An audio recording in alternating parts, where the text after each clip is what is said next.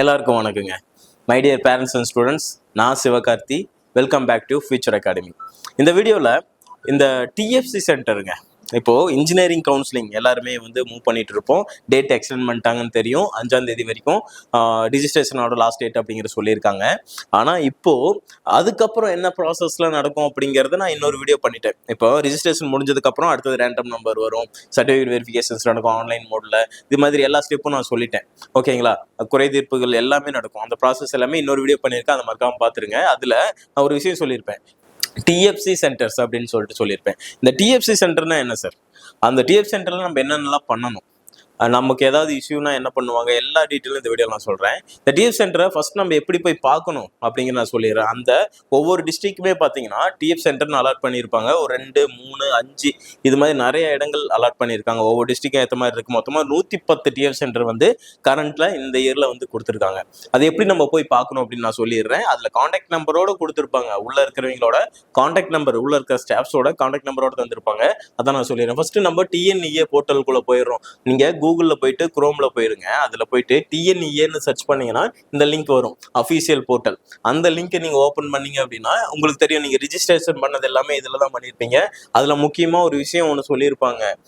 டிஎஃப்சிகள் ஒருபோதும் மாணவர்களின் பயனர் பெயர் மற்றும் கடவுச்சொல்லை எப்பயுமே டிஎஃப்சி சென்டர் என்ன சொல்லுவாங்கன்னா, என்ன சொல்லியிருக்காங்கன்னு பார்த்தீங்கன்னா, உங்களோட மெயில் ஐடி பாஸ்வேர்டை நாங்கள் கேட்க மாட்டோம், கொடுக்காதீங்க. அது மாதிரியான விஷயங்கள் வந்து எச்சரிக்கைக்குரியது அப்படிங்கிற மாதிரி சொல்லியிருக்காங்க.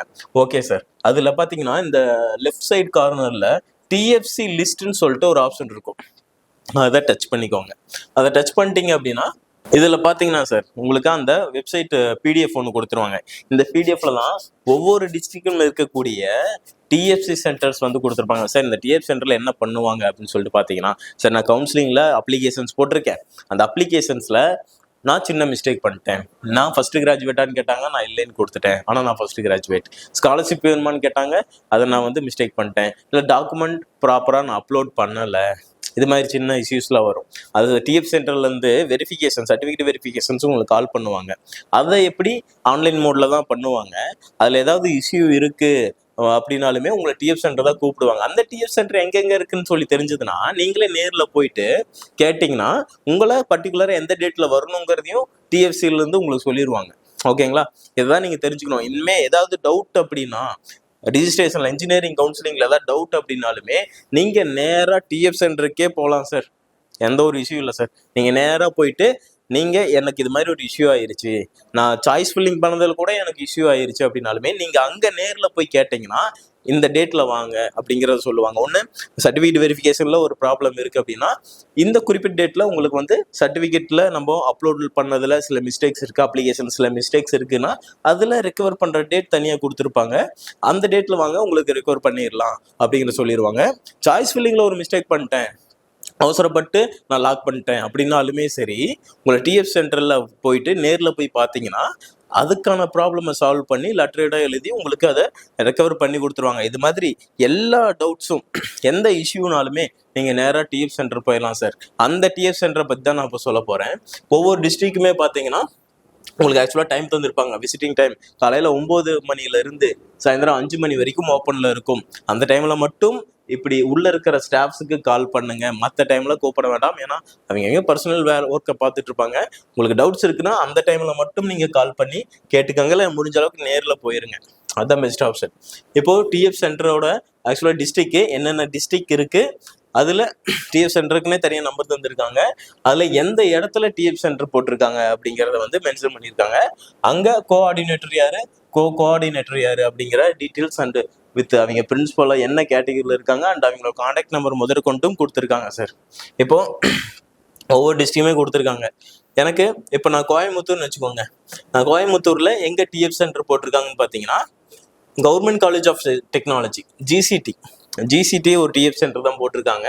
அங்கே வந்து இப்படி ஒரு ஸ்டாஃப் இருக்காங்க. இவங்களுக்கு கால் பண்ணி டீட்டெயில் கேட்டுக்கலாம். நேரில் போய் முடிஞ்ச அளவுக்கு பாருங்க.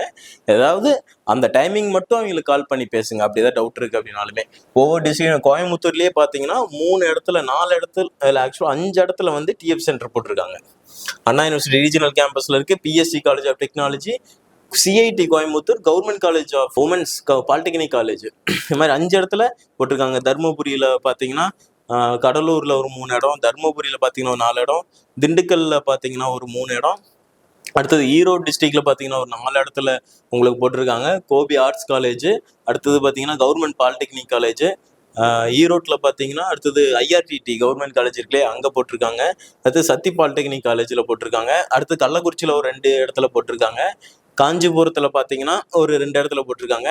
கன்னியாகுமரியில் பார்த்தீங்க அப்படின்னா ஒரு 3 இடத்துல போட்டிருக்காங்க. இதில் பார்த்தீங்கன்னா நான் சொல்லிட்டேன் எப்படி போய் பார்க்கணுன்னு சொல்லிட்டேன். நீங்கள் அதில் போய் பார்த்து தெரிஞ்சுக்கலாம். டைரெக்டாக ஏதாவது இஷ்யூனா நேரில் போய் பாருங்கள். முடிஞ்ச அளவுக்கு முடிஞ்சால் கால் பண்ணி பேசுங்க. அந்த டைமிங்கில் மட்டும் பேசுங்க. அடுத்தது பார்த்தீங்கன்னா கரூரில் ஒரு 2 இடம், கிருஷ்ணகிரியில் பார்த்தீங்கன்னா ஒரு 4 இடத்துல போட்டிருக்காங்க. மதுரையில் பார்த்தீங்கன்னா எங்கெங்க அதிகமாக போய்கிட்டே இருக்குது. 1 2 3 4 5 6 இடத்துல, மதுரையில் மட்டும் ஒரு 6 இடத்துல டிஎஃப் சென்டர் போட்டிருக்காங்க.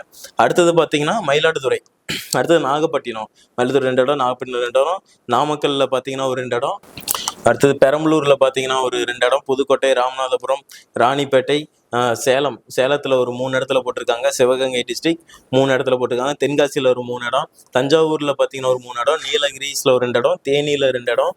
இது மாதிரி உங்களுக்கு ஆக்சுவலாக போய்கிட்டே இருக்குது. தேனி, திருவாரூர், தூத்துக்குடி, திருச்சிராப்பள்ளி எல்லாமே உங்களுக்கு எல்லா டீட்டெயிலுமே போட்டிருக்கேன். ஆக்சுவலாக பார்த்தீங்கன்னா உங்களுக்கு எந்தெந்த காலேஜில் உங்களுக்கு டிஎஃப் சென்டர் இருக்குது அப்படிங்கிறத நீங்கள் நேரில் போய் பார்த்துக்கலாம். ஆக்சுவலாக பார்த்தீங்கன்னா வேலூர், திருவண்ணாமலை, விழுப்புரம், விருதுநகர் மொத்தமாக 110 இடத்துல சார் டிஎஃப் சென்டர் அலாட் பண்ணியிருக்காங்க. நீங்கள் நேரில் போய் டேட்டெல்லாம் கேட்டு தெரிஞ்சுக்கலாம். அது டவுட்ஸ் தான் கால் பண்ணி கேட்டுக்கோங்க. ஏதாவது மிஸ்டேக்ஸ் இருந்ததுன்னா தாராளமாக நீங்கள் கால் பண்ணி கேட்கலாம். இந்த வீடியோ உங்களுக்கு ரொம்ப யூஸ்ஃபுல்லாக இருந்ததுன்னா உங்களோட ஃப்ரெண்ட்ஸுக்கும் ஷேர் பண்ணி விட்டுருங்க. கண்டிப்பாக இது மாதிரியான இன்ஃபர்மேஷனான வீடியோஸ் பார்க்கணும் அப்படின்னா நான் மறக்காமல் சப்ஸ்கிரைப் பண்ணி ஃபாலோ பண்ணுங்கள். கண்டிப்பாக உங்களுக்கான எல்லா அப்டேட் நான் கொடுத்துட்ருப்பேன். தேங்க்யூ ஃபார் வாட்சிங்.